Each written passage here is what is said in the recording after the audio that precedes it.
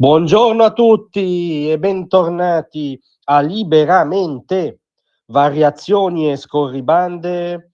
qui su Radio Libertà. Allora, oggi è il 7 ottobre, ma anche, e è tutt'altro paio di maniche, il 7 ottobre è oggi. Sì, diciamo che il 7 ottobre è oggi perché 2 anni fa, che ne dicano negazionisti, collaborazionisti, filo-islamisti nostrani, è accaduto qualcosa di immane che ha spaccato in due la storia. È accaduto un tornante della storia che ha rincendiato per l'ennesima volta il Medio Oriente. Per l'ennesima volta le modalità dell'incendio sono l'attacco islamista e antisemita allo Stato degli ebrei. Per l'ennesima volta, ovviamente, l'incendio in Medio Oriente ci parla anche di noi. Il 7 ottobre è oggi perché bisogna anzitutto partire rifocalizzando cosa è successo. Il 7 ottobre 2023 è accaduto né più né meno che un pogrom, cioè una caccia la tortura, la sevizia, la persecuzione e l'uccisione dell'ebreo, in quanto sbagliato alla radice, in quanto ontologicamente di scarto perché ebreo. Questo ha significato, tra le altre cose, solamente purtroppo un parziale campionario dell'orrore,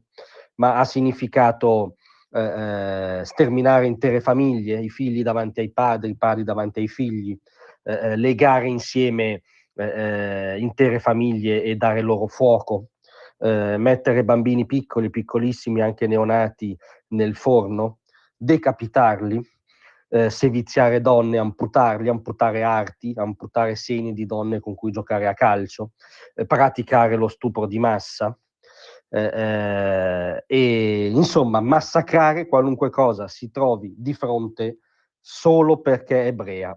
Il 7 ottobre è oggi perché il pogrom purtroppo parla anche della nostra storia, di europei in primis, perché il pogrom è una faccenda anche e soprattutto europea, nel Novecento e non solo, anche prima, perché l'antisemitismo è affare anche europeo e purtroppo lo stiamo vedendo in modo plastico nelle nostre piazze che inneggiano alla rivolta sociale, se non dichiaratamente ad Hamas. Il 7 ottobre parla di noi perché gli ultimi pogrom che si erano visti prima del 7 ottobre 2023 sono i pogrom che poi hanno avuto il loro culmine immane, impensabile, inumano, l'abisso della logica, della morale, dell'umanità che è stata la Shoah, l'Olocausto, il genocidio autentico, il genocidio del popolo ebraico, perpetrato dal nazionalsocialismo e peraltro con alleato il fascismo italiano, quindi il 7 ottobre parla di noi anche in quel senso. Il 7 ottobre è oggi perché, e non citiamo degli estremisti di destra che fanno parte del governo Netanyahu e che oggi stanno probabilmente e in modo folle e miope boicottando la pace di Trump, ma citiamo per esempio Ugo La Malfa, che diceva: la battaglia per la libertà si combatte anzitutto sotto le mura di Gerusalemme. Citiamo Oriana Fallaci, che dopo una serie di profondi motivi di valore e di cultura diceva: guardate che io sono sionista anzitutto per interesse, sono sionista anzitutto perché Israele è la mia trincea, perché se cede Israele si apre una voragine nell'Occidente, la voragine in cui entrano le canaglie islamiste, quelle per cui la donna non è nulla, quelle per cui l'omosessuale si impicca, quelle per cui l'infedele non ha dignità, la vita dell'infedele non ha dignità, quindi non ha dignità la vita, perché o la vita è sacra sempre o non lo è mai. Cosa voglio dire? Che il 7 ottobre è oggi perché ci ricorda che in ballo lì c'è l'essenza della nostra civiltà, della nostra anima, la libertà anzitutto, la democrazia, non a caso Israele è l'unica democrazia in quell'area martoriata del mondo, la separazione tra peccato e reato, tra Stato e confessione, la dignità appunto intrinseca di ogni persona, la nozione stessa di persona, quindi di individuo, quindi tutte quelle libertà individuali che da questa nozione discendono e che definiscono l'essenza di noi occidentali. Il 7 ottobre è oggi perché il ricordo è una necessità morale, di fronte a scene che abbiamo visto anche recentemente, di fronte a cartelli, striscioni che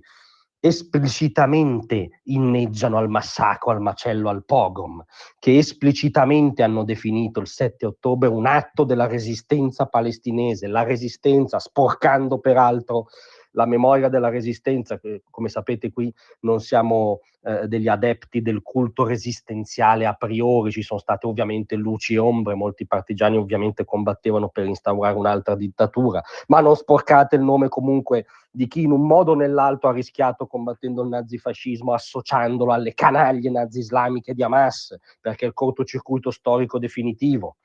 Il 7 ottobre oggi perché non c'è stata una presa di distanza collettiva irreversibile da quegli striscioni. Chi era con loro nei cortei, anche le persone in buona fede, anche i sinceri democratici, non li hanno allontanati, non gli hanno intimato di andarsene. Il 7 ottobre oggi perché stanno inspiegabilmente diventando idoli del mainstream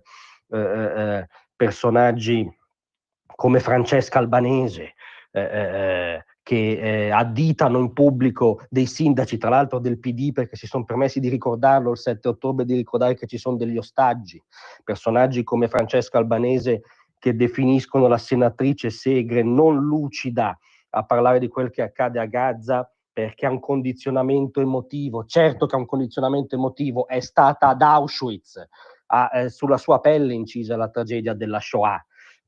Il 7 ottobre oggi perché non gli concederemo di ribaltare e occultare la storia. Il 7 ottobre è oggi